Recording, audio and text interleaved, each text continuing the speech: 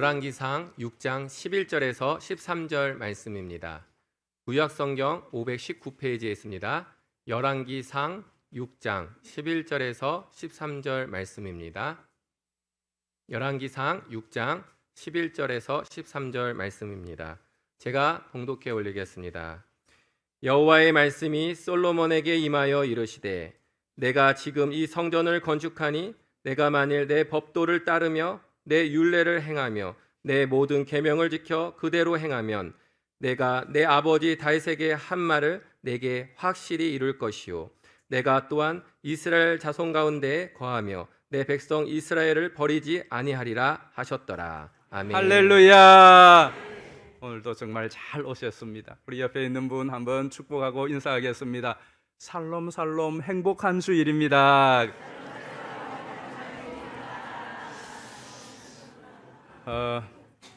우리 할렐루야 찬양대 올해의 기도의 제목이 올해가 가기 전에 대원 10명 충원하는 거예요.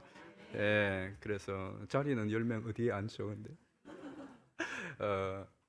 하여튼 10명 꼭 올해가 가기 전에 충원될 줄 믿습니다. 여러분들이 다 좀 기도해 주시고 지원을 하라는 말이기도 합니다. 이 말이 또 그래서 우리 할렐루야 찬양대 10명 충원되기를 기도해 주시고 또 그렇게 될 줄 믿습니다.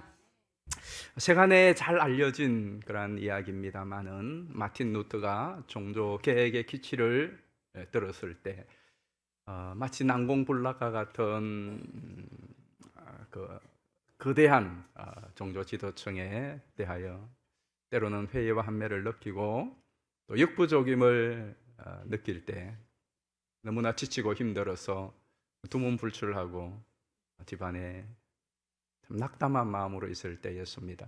하루는 뜬금없이 아내가 상복을 입고 펑펑 울더라는 것입니다. 그래서 마틴 루터가 아내에게 여보 누가 죽었어? 그랬더니 아내가 하나님이 죽으셨습니다. 루터가 무슨 그런 망측한 말을 하느냐고 그러자 그 아내 카타리나 폰보라가 아주 유명한 말을 했죠. 한번 보실까요? 이런 말을 했어요. 하나님이 죽지 않고 살아계신다면 당신이 이렇게 불안과 좌절과 낙심에 빠질 이유가 무엇입니까? 이것이 천둥처럼 루터의 가슴에 내리에 울렸고 다시 힘을 내었다는 그런 이야기죠. 카타리나 폰보라는 정말 훌륭한 아내였다고 합니다. 이 루터와 폰보라 사이에는 3명의 딸과 3명의 아들이 있었다고 그래요. 그런데 첫째 딸은 1527년에 흑사병으로 태어난 지 8개월 만에 죽었어요. 둘째 딸이 태어났는데 이 둘째 딸은 나이가 13살 되던 해에 불치의 질병으로 또 죽습니다. 사경을 헤매고 있는 이 13살 난 딸을 향하여 마지막에 루터가 이렇게 이야기했다고 합니다. 사랑하는 딸아, 천국에 너의 또 다른 아버지가 계신단다. 거기로 네가 옮겨가는 거란다. 이 딸이 숨지고 장례를 지나고 그 딸의 묘비에 이렇게 새겼다고 하죠. 여기에 루터 목사의 사랑스러운 딸이 모든 성도와 함께 안식 가운데 잠들다. 나는 죄 가운데 태어나서 마땅히 영원히 죽을 수밖에 없었으나 그리스도 보혈의 공로로 영원한 생명과 기업을 얻었노라. 아멘. 루터가 이렇게 두 딸을 먼저 보내고 또 외부적으로는 많은 핍박과 공격을 받으면서 이 안팎의 어려움과 또 힘든 시간들을 극복할 수 있었던 비결은요, 그때마다 그 아내와 또 사랑하는 남은 자녀들과 함께 하나님께 찬송을 하면서 그 어려움을 이겨 나갔다고 합니다. 특별히 우리가 잘 알고 있는 585장 찬송은 그러한 루터의 삶을 잘 대변해주는 찬송이죠. 가사를 한번 보실까요? 내 주는 강한 성이요 방패와 병기 되시니 큰 환난에서 우리를 구하여 내시리로다. 옛 원수 마귀는 이때도 힘을 써 모략과 권세로 무기를 삼으니 천하에 누가 당하라. 내 힘만 의지할 때는 피할 수밖에 없도다. 힘 있는 장수 나와서 날 대신하여 싸우네. 이 장수 누군가? 주 예수 그리스도 만군의 주로다. 당할 자 누구랴? 반드시 이기리로다. 이 땅에 마귀 들끓어 우리를 삼키려 하나 겁내지 말고 섞어라. 진리로 이기리로다. 친척과 재물과 명예와 생명을 다 빼앗긴데도 진리는 살아서 그 나라 영원하리라. 루터는 힘들고 어려울 때마다 그의 아내와 사랑하는 자녀들과 함께 손을 맞잡고 이러한 찬송을 부르면서 그 어려움을 돌파하고 극복해낼 수가 있었다고 합니다.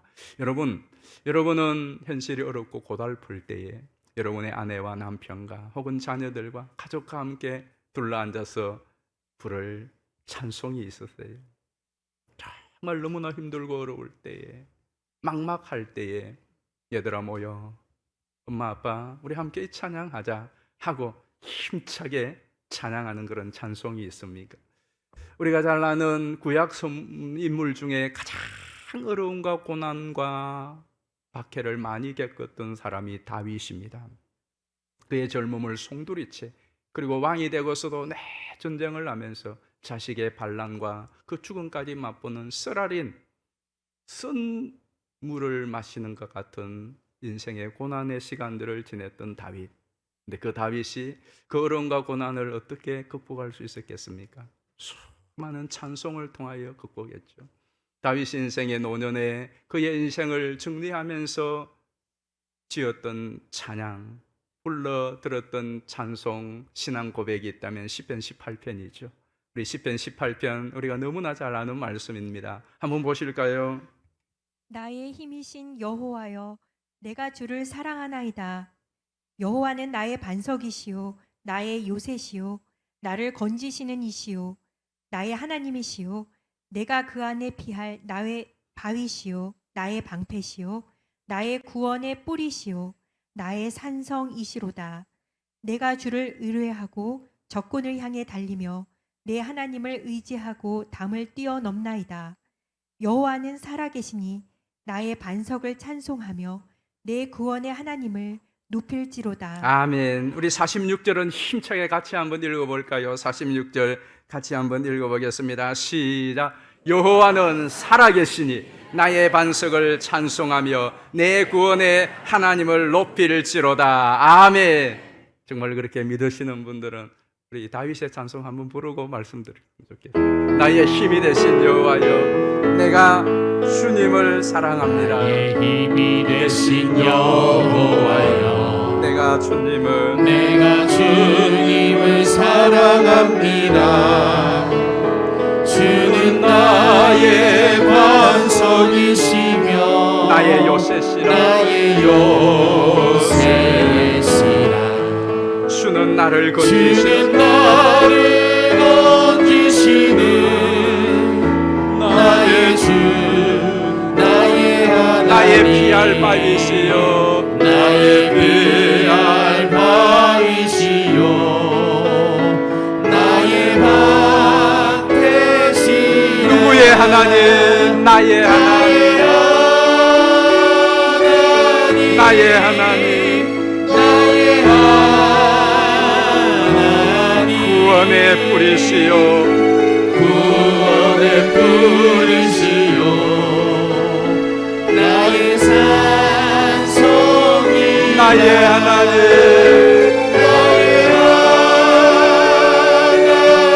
나의 하나님. 그는 누구십니까?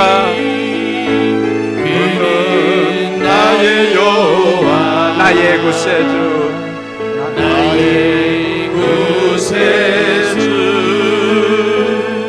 아멘. 있습니까? 루터, 다윗뿐이겠습니까? 오늘 이 자리에 계신 여러분들도 이 힘들고 어려운 세파를, 이 찬양을 살아계신 하나님, 하나님의 살아계심이 내 힘과 소망이 되고 돌파구가 되고 능력이 되어서 고백하고 찬송하며 살아가는 것 아니겠습니까? 가만 생각해 보면 그렇습니다. 이 세상에 인간에게 정말 가장 큰 위로와 또 힘과 소망이 무엇이겠습니까? 하나님이 살아계시다는 사실입니다. 하나님이 살아계시다는 사실. 그럼에도 불구하고 인간은 끊임없이 하나님을 지우려는 작업을 전투적으로 자행하고 있어요. 정말로 그렇습니다. 예로부터 지금까지 교회 안에서든 교회 밖에서든 하나님의 실존을 지우려고 하는 이 작업을 정말로 전쟁하듯이 하고 있어요. 그런데 문제는 우리가 하나님에 대하여서 내 생각에서 내 삶 속에서 지운다고 하나님의 실존이 사라지는 건 아닙니다. 마치 여러분의 과거사를 내 생각에서 기록에서 이 나라의 역사를 지운다고 그 역사적 사실과 여러분의 과거의 사실이 없어지는 건 아니죠. 하나님도 그렇습니다. 그럼에도 불구하고 믿지 않는 사람들은 물론이거니와 이렇게 예배의 자리에 있고 또 하나님을 믿고 수없이 주일이면 교회에 나와서 하나님을 예배하는 성도들 가운데서도 생각과 삶에 하나님을 지우고 실존하지 않는 신들을 마치 실존하는 신처럼 여기며 살아가는 때가 적잖게 많이 있습니다. 오늘 여러분은 어떠세요? 하나님의 백성이었던 이스라엘 백성들을 보시면 특별히 그들이 아합 왕 시절에 하나님을 그들은 생각 속에서 삶 속에서 뒤로 제끼고 오히려 바알과 아세라라고 하는 이 신을 더 추종하며 따랐습니다. 하나님께서 3년 6개월 동안 하늘의 문을 닫고 혹독한 가뭄으로 그들에게 내리치자 그들은 과연 하나님과 바알과 아세라 누가 진짜 신일까 하는 진검승부를 갈멜산에서 하게 됩니다. 엘리야가 아합 왕을 비롯하여 온 이스라엘 백성들을 갈멜산으로 모으고 그리고 바알과 아세라 선지자 850명을 모아서 850대 1의 전쟁을 벌이죠. 그래서 바알과 아세라 선지자들 850명이 먼저 아침부터 저녁 소재 드릴 때 해가 뉘엿뉘엿 질 때까지 그들의 신을 부르며 큰 소리로 몸을 자해하며 미친 듯이 주술을 부리며 바알과 아세라 신을 부릅니다. 그러나 열왕기상 18장에 보면 아무 응답도 없고 아무 소리도 없고 돌아보는 자도 없더라 그럽니다. 해 떨어지기 전에 엘리야가 이번에 나섭니다. 그리고는 엘리야가 하나님을 부릅니다. 우리 그 멋진 장면을 직접 본문을 한번 보겠습니다. 열왕기상 18장 36절입니다. 저녁 소재 드릴 때에 이르러 선지자 엘리야가 나아가서 말하되 아브라함과 이삭과 이스라엘의 하나님 여호와여 주께서 이스라엘 중에서 하나님이신 것과 내가 주의 종인 것과 내가 주의 말씀대로 이 모든 일을 행하는 것을 오늘 알게 하옵소서. 여호와여 내게 응답하소서. 내게 응답하소서.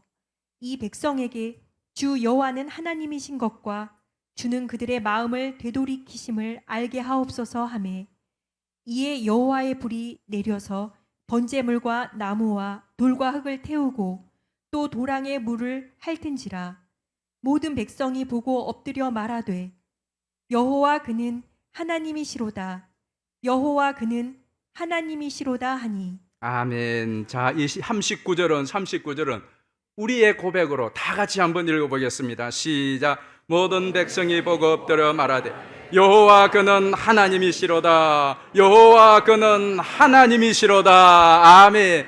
여호와 그는 하나님이시로다 하는 이 고백은 하나님이야말로 참된 신이시오 살아계신 분이십니다 하는 고백인 것입니다. 그렇지 않습니까, 여러분? 창세기 열왕기상 이제 6장 말씀을 읽고 내가 18장까지 나갔습니다만은 이 6장 말씀은 솔로몬이 성전을 건축하는 참 감격적인 순간이에요. 저도 이 말씀을 보면서 참 가슴이 많이 뭉클했어요. 이 감격적인 순간을 한번 다시 보겠어요. 6장 1절 말씀은 이렇게 시작합니다. 보실까요? 이스라엘 자손이 애굽 땅 솔로몬이 이스라엘 왕이 된 지 4년 15월 곧 둘째 달에 솔로몬이 여호와를 위하여 성전 건축하기를 시작하였더라. 자, 솔로몬이 여호와를 위하여 성전 건축하기를 시작하니라. 굉장히 의미심장한 표현이죠. 그런데 솔로몬이 성전 건축을 시작하리라 하는데 그 앞에 480년 전에 출애굽의 역사적 사실을 들추어냅니다. 무엇 때문에 그 앞에 이 오랜 유구한 그들의 역사적 사실을 들추어내는 것이겠습니까? 바로 지금 시작한 이 성전 건축이 그만큼 오랜 수건 사업이었다는 것이에요. 너무나 오랜 수건 사업이 이제 드디어 시작되었다라는 것이에요. 그런데 이 성전 건축을 시작한 것에 대하여 하나님의 반응이 오늘 우리가 읽은 본문입니다. 자, 우리 본문 다시 11절부터 보겠습니다. 여호와의 말씀이 솔로몬에게 임하여 이르시되 내가 지금 이 성전을 건축하니 내가 만일 내 법도를 따르며 내 율례를 행하며 내 모든 계명을 지켜 그대로 행하면 내가 내 아버지 다윗에게 한 말을 내게 확실히 이룰 것이요 내가 또한 이스라엘 자손 가운데에 거하며 내 백성 이스라엘을 버리지 아니하리라 하셨더라. 아멘. 자, 이 세 구절 속에는 많은 의미를 사실은 함축하고 있어요. 솔로몬이 성전을 건축하였어요. 그런데 여호와께서 말씀을 하셨어요. 어떤 말씀이냐? 지금 시작한 이 성전 건축에 대하여 여호와께서 할 말이 있다는 거예요. 자, 그런데 여러분, 이것은 성전을 건축한 것에 대한 하는 것에 대한 하나님의 반응이에요. 하나님의 반응. 이 뭘 이야기할까요? 내가 어떤 일을 했어요. 어떤 일을 시작했는데 아무도 반응이 없어요. 그런데 내가 어떤 말을 하고 어떤 일을 했는데 누군가 반응이 있어요. 관심이 있다라는 말이에요. 하나님께서 지금 성전을 건축하기 시작했는데 하나님께서 성전 건축을 시작한 솔로몬에게 말씀하셨다는 것은 그 성전 건축에 대하여 반응하셨다는 거예요.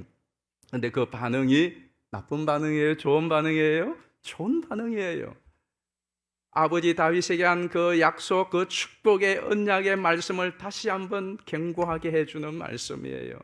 그것은 하나님이 기분이 좋으셨다, 나쁘셨다? 하나님이 기분이 좋으셨다는 거예요. 네가 성전을 건축한다고 하니 오랜 수건 싸움 이스라엘이 출애굽한 목적이 바로 성전 세우고 하나님을 예배하는 것인데 그동안은 성막을 통하여서 지냈는데 이제 드디어 다윗이 원했던 그 성전, 그런데 이제 하나님께서 그 성전을 솔로몬이 시작을 하니까 하나님의 마음도 설레고 기쁜 것이겠죠. 여러분이 여러분의 집, 전세 살고 월세 살다가 드디어 내 집 건축할 때 기분 어떠세요?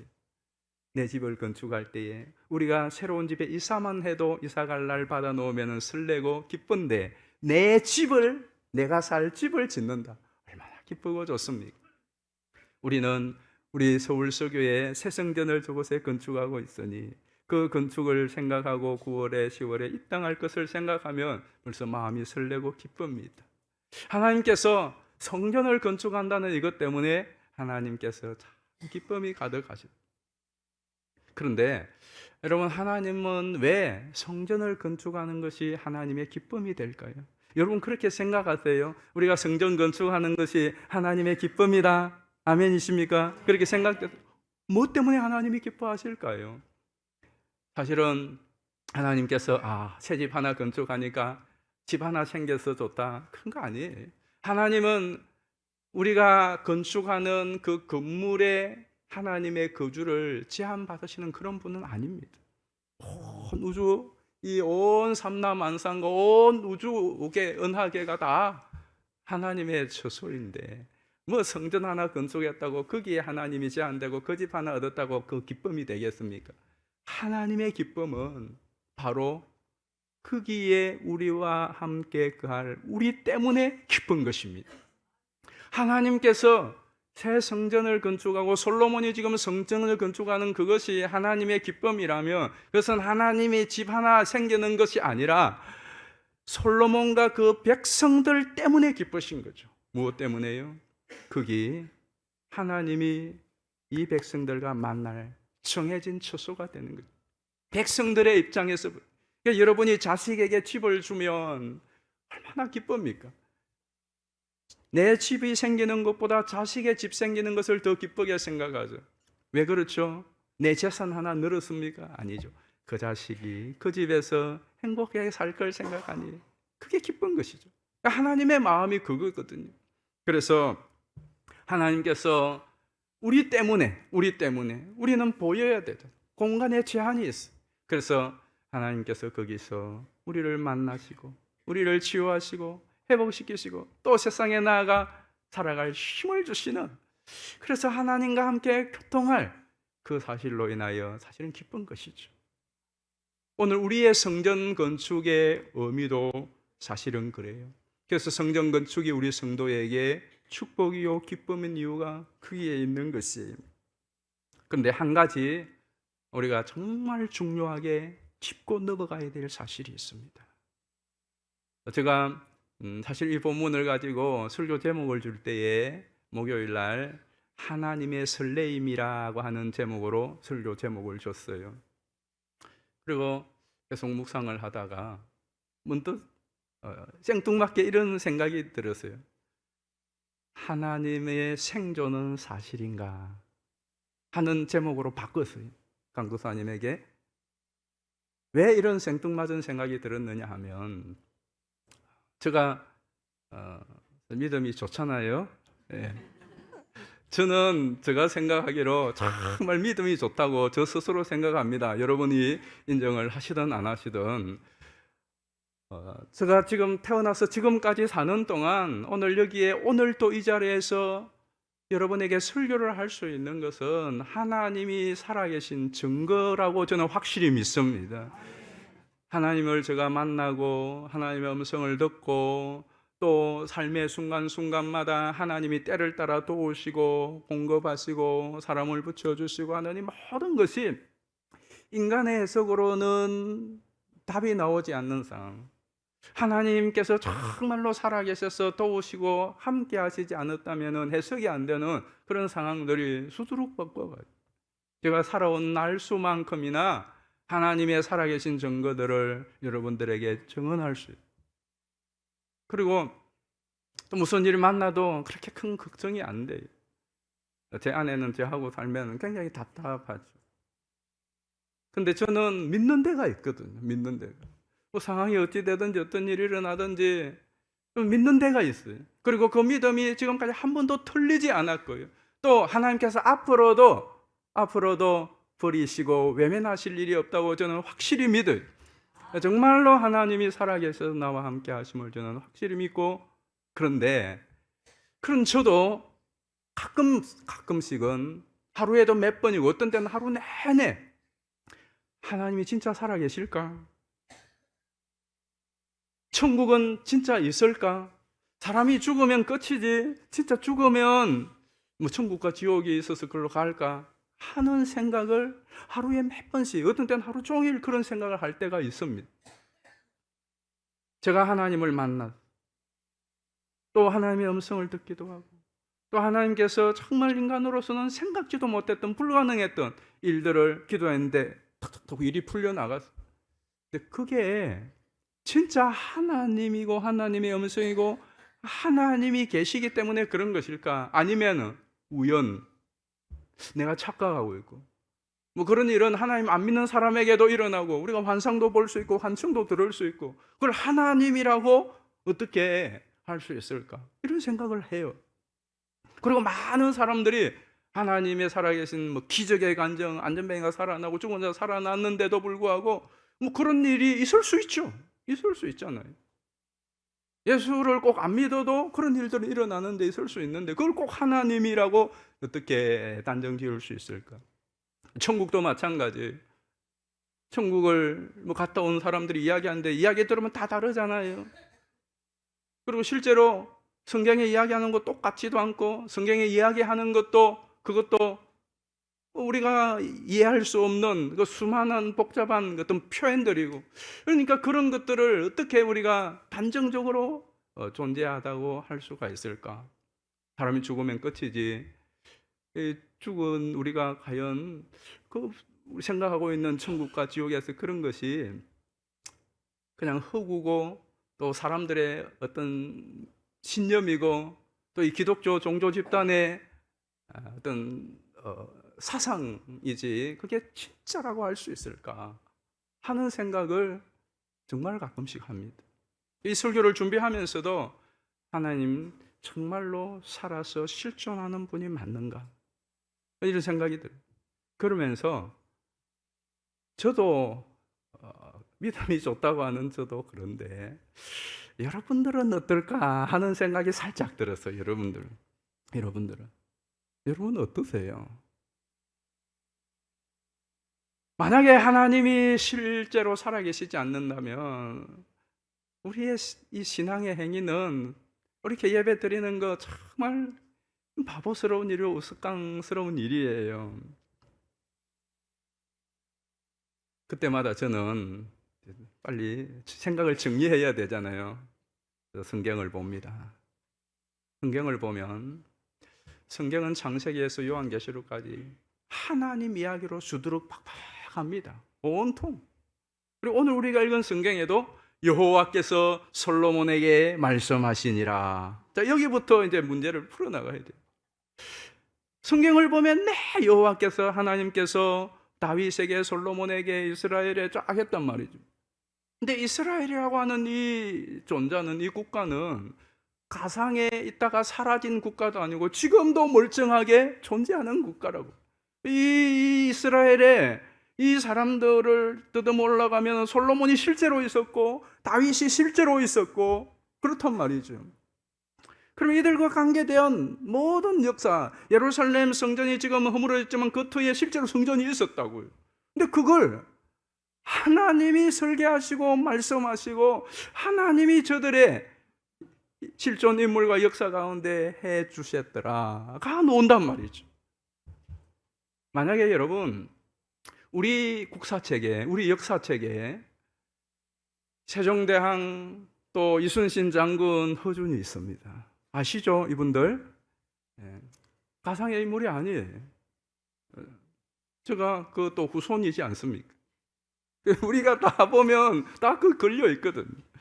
자, 그런데 우리 역사책에 여호와께서 세종대왕에게 말씀하여 이르기를 너는 이런 글씨를 만들어 이 백성들이 글을 알게 하도록 하라. 훈민정음을 만들라고 말씀하시고 그 말씀대로 훈민정음을 만드세요. 여호와께서 이순신 장군에게 말씀하여 이르시되 너는 이런 주소로 거북선을 만들고 그리고 저 임진왜란의 그 왜구들을 무찌를 때 이런 전술을 통하여서 이렇게 하여 왜군을 상대하라. 그라여서 여호와께서 말씀하신 대로 이순신 장군이 거북선을 제작하고 여호와께서 말씀하신 대로 이순신 장군이 명랑해전과 노랑해전대로 하여 대성하였더라. 그 기록이 되어 있는 거예요. 또 하나님께서 허준에게 너는 이 연약하고 병든 불상들을 위하여 이러한 어술의 기록들을 내용들을 기록하여 동의보감을 만들어 이 백성들을 치료하는 데 사용하여라. 그리하여 그 동의보감대로 처방하였더니 많은 질병들을 고쳤더라. 뭐 이런 식으로 우리 역사책이 서술되어 있다면 이걸 어떻게 받아들여야 되겠습니까? 어떻게 받아들이실래요? 이거거든요. 이스라엘도 마찬가지입니다. 성경이 마찬가지죠. 그래서 정말 중요한 것은 하나님이 살아계시다는 이 실존 앞에 오늘 이 주일 예배의 의미가 있습니다. 여러분이 주일을 성수한다, 이 주일 예배를 드린다, 이게 어떤 의미가 있습니까? 많은 의미가 있지만 여러분이 주일을 지키고 주일 예배를 드릴 때에 첫 번째는 하나님의 실존에 대한 이 생각과 믿음을 확고히 하는. 오늘 또 이 주일을 지키면서 준비하면서 주일 예배에 오면서 하나님의 실존에 대한 여러분의 생각을 다시 한번 정리해야 돼요. 그리고 또 하나는 그 하나님의 실존 앞에 나의 정체성을 확인하는 거예요.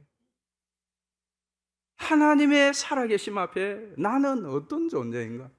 그리고 여러분을 자성하는 시간이 있어야 돼요. 주일날은 그렇습니다. 다 내려놓고 한번 내가 한 주간 살았던 내 인생을 우리 성도는 하나님 앞에서 자성하는 시간이에요. 이 시간이. 그리고는 내가 이제 내일부터 내 남은 생에 얼마가 주어질지 모르면 내가 어떻게 살아야 되지? 실존은 하나님 앞에서 내가 어떻게 사는 것이 옳고 의미가 있고 바른 가치인가 하는 것이에요. 주일은 이런 의미가 있어요. 그게 없다면 그냥 우리가 한번 예배드리고 뭐 어떤 일이 일어나더라도 뭐예요? 이 주일날 하나님의 실존 앞에 여러분을 세우는, 하나님이 정말로 살아계신 하나님 맞는가? 성경에 나오는 하나님, 그 하나님을 내가 무엇으로 과연 없다라고 부인할 수 있는가? 내가 성경에 나오는 그 하나님을 역사 속에 지금까지 행해 오셨던 그 하나님을 부인할 근거가 너무나 천박하고 미천하다면 받아들여야 되죠. 제일 솔직한 것은 내가 하나님이 계신지 안 계신지 잘 모르겠지만 그러나 내가 하나님이 안 계시다라고는 적어도 부인하지 않아야 돼요. 그리고 나는 과연 하나님이 살아계시다면 그분 앞에 그분과 관계되어 어떤 존재인가? 자, 여러분의 정체성에 대하여 성경은 이렇게 말씀합니다. 우리 에베소서 2장 20절 한번 보십시다. 너희는 사도들과 선지자들의 터 위에 세우심을 입은 자라. 그리스도 예수께서 친히 모퉁이 돌이 되셨느니라. 그의 안에서 건물마다 서로 연결하여 주 안에서 성전이 되어가고 너희도 성령 안에서 하나님이 거하실 처소가 되기 위하여 그리스도 예수 안에서 함께 지어져 가느니라. 아멘. 자, 이 말씀은 1월 첫째 주에 했던 말씀인데요. 20절 말씀 한번 보십시다. 너희는 우리를 말하죠. 우리도. 누굽니까? 사도들과 선지자들의 터 위에 세우심을 입은 자. 이게 우리의 정체성이지. 하나님의 말씀과 약속 위에 선 사람들. 두 번째로 21절을 보십시오. 그의 안에서 건물마다 서로 연결하여 주 안에서 성전이 되어가는, 이게 우리 정체성이에요. 22절이 하이라이트죠. 너희도 누구죠? 우리 성령 안에서 하나님이 거하실 처소가 되기 위하여 그리스도 예수 안에서 함께 지어져 가느니라. 이게 우리의 정체성입니다. 우리가 그런 사람들이에요. 얼마나 경이롭고 놀라운 사실입니까? 얼마나 복된 일입니까? 생각해 보십시오. 성전의 가장 큰 의미는 그게 건물이든 보이지 않는 뭐든지 간에 어떤 행태를 하나님이 거하신다는 거예요. 한번 생각해 보십시오. 내게 하나님이 거하시고 여러분의 가정에 하나님이 거하시고 여러분의 사역과 삶 속에 하나님이 거하신다. 오늘 이 자리에 하나님이 거하신다. 그러면 누가 그 자리를 넘볼 수가 있겠습니까? 하나님이 거하시는 거기에 어떤 세상의 악한 영들이 와서 분탕질을 할 수가 있겠습니까? 있던 악한 영들도 하나님이 행차하시면 떠날 줄 믿습니다. 하나님이 거하시는 거기에 어떤 부족함이 있겠습니까? 우리는 부족하고 연약하지만 하나님이 거하시면 하나님께서 공급하시고 채우시고 돌보시고 보호하시고 때를 따라 도우시는 그 하나님의 손길이 짧아질 수 있겠습니까? 중요한 것은 우리가 얼마나 그 사실을 인식하느냐는 겁니다. 신앙은 인식에서 출발한다고 그랬죠. 그리고 우리의 마음의 감동이고 그 다음에 의지의 발동입니다. 여기까지 나가야 돼요. 늘 생각만 갖고 행동으로 안 나가면 그는 반쪽짜리란 말이죠. 어쨌든 제일 중요한 출발은 인식입니다. 그래서 저는 여러분이 주일마다 또 순간순간마다 우리가 해야 될 정말 중요한 것은 하나님의 살아계시는 사실이에요. 그래서 우리가 늘 살아계신 하나님을 잊지 않는 것입니다. 살아계신 하나님을 지우지 말고 많이 지워버려요. 이 세상은 자꾸 지우려고 해요. 생존이라고 하는 단어를 쓴 이유가 거기에 있습니다. 생존이라고 하는 것은 그냥 살아있는 걸 말하는 것이 아닙니다. 많은 고난과 시련과 핍박을 견디어내고 지금까지 있는 상태를 생존이라고. 야, 여러분이 그냥 살아있는 거예요? 지금 생존해 있는 겁니까? 예. 생존해 있는 거 아닙니까? 죽을 뻔한 기회들, 위기들이 얼마나, 이 험한 세상 하루에 어떤 때는 몇 번 그냥 죽고 싶다. 그런데도 모질게 살아있는 거, 그게 생존이거든요. 하나님이 그러신 것 같아요.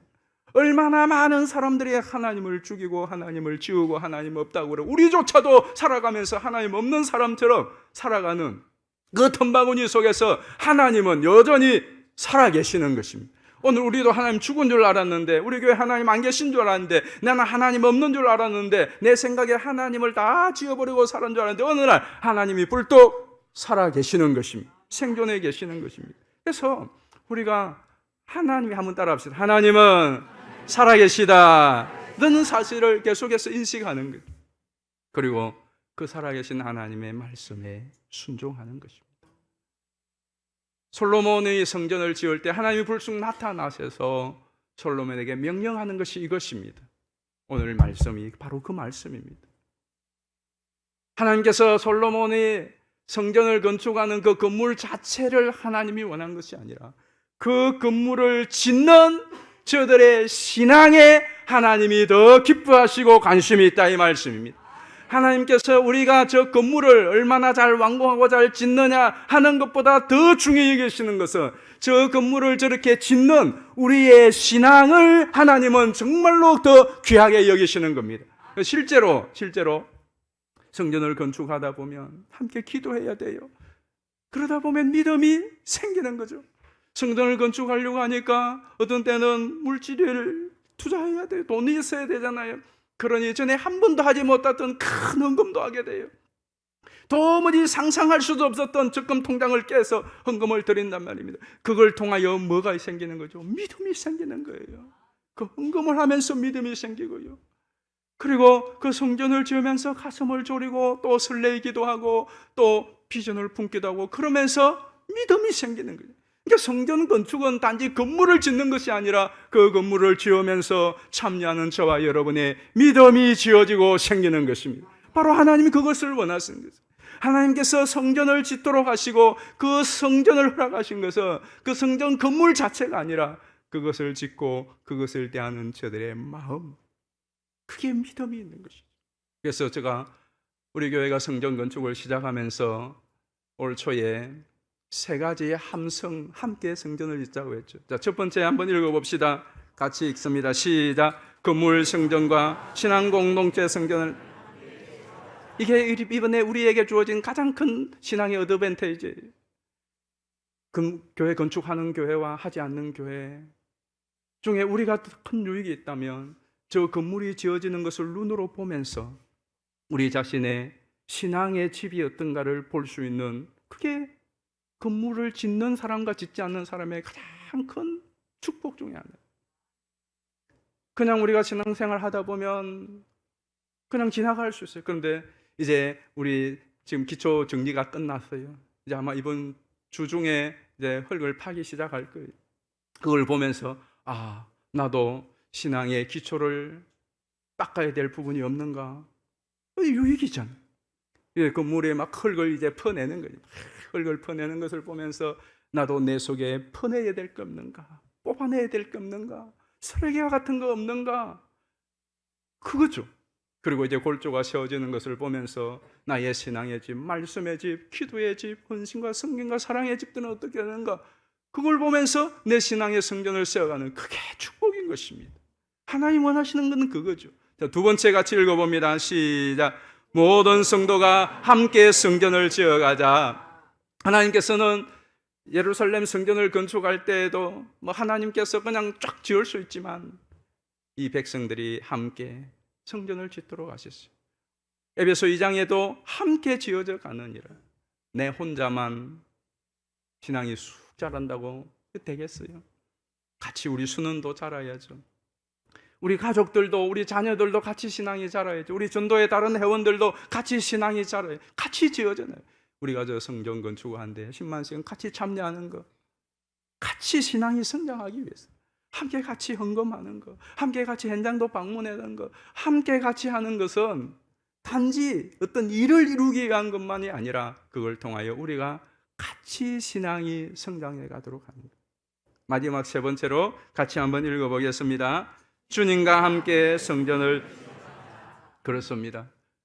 하나님께서 솔로몬 성전 건축할 때 내버려 두지 않았어요.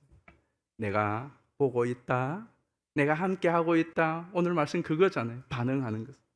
여러분 그렇습니다. 여러분이 기도할 때, 여러분이 헌금할 때, 여러분이 헌신할 때에 여러분만 하는 것 아닙니다. 거기 우리 주님이 함께 하심을 믿으시기를 바랍니다. 이제 말씀을 정리합니다.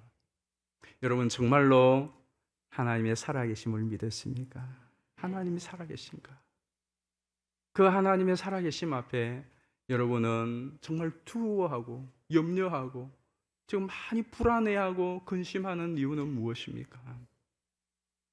그리고 그 하나님의 살아계심 앞에 여러분은 하나님 앞에 우리가 언제 인생을 마치고 섰을 때에 어떤 사명을 완수하고 하나님 앞에 설 수 있겠습니까? 그리고 하나님이 살아계시다면 우리 앞에 무슨 일을 만난다고 할지라도 아무리 깜깜한 어둠과 절망이 있다고 할지라도 소망이 없겠습니까? 오늘 여러분이 정말 하나님의 살아계심을 확실히 믿고 그 하나님의 살아계심을 의지하고 그 하나님의 살아계심이 여러분의 소망되어서 남은 삶이 더 활력 있고 승리하는 의미 있고 가치 있는 삶이 되기를 주의 이름으로 축복합니다. 하나님, 내가 하나님의 살아계심을 정말 인식하고 또 경험하며 증거하는 삶을 살아가게 해주십시오. 하나님, 내가 두려움과 불안과 염려에 묶여서 하나님 없는 사람처럼 살아가지 않게 해주십시오. 하나님이 나의 소망이 되시고 하나님이 나와 함께 하심으로 하나님과 함께 동행하며 주어진 사명을 감당하며 사명자로 살아가게 해주십시오. 하나님, 우리가 눈에 보이는 건물 성전을 짓지만 동시에 내 삶에 하나님이 거하시는 신앙의 아름다운 성전을 지어갈 수 있도록 또 이 성전 건축이 우리 자신뿐만 아니라 우리의 후대들과 이웃과 이 땅 가운데 하나님의 축복의 사랑의 통로가 되게 하여 주옵소서. 우리 주여 한번 부르고 기도합니다.